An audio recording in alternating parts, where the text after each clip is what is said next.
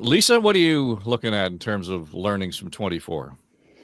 Yeah, I think 2024 was probably one of the most interesting and challenging years across the board for a whole bunch of reasons. And I was always taken by surprise as I would have lunch with colleagues or clients or senior executives or policymakers, and everyone, uniformly would be expressing just how hard the year was.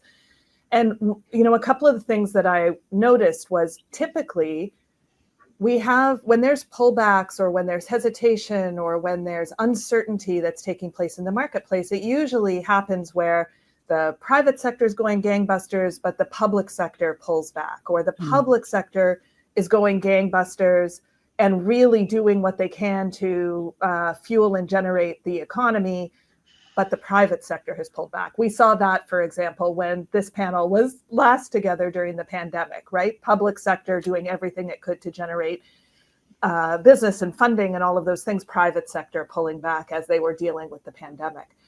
2024 was a moment in time, probably one of the first that I have been in a CEO role where every sector pulled back all at the same time. The level of uncertainty just hit a threshold where in almost every case, there was a wait and see attitude that started to become pervasive. And we saw leaders not making decisions or putting innovative, creative initiatives on hold.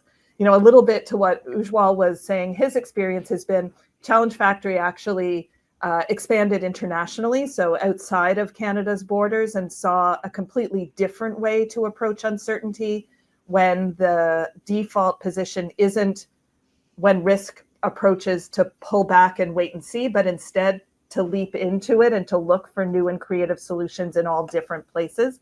Other parts of the world do that, even as small businesses. And I think that, we're ending 2024 with the remnants of what happens when leaders spend a year waiting and seeing and realizing whatever they're waiting for isn't going to come.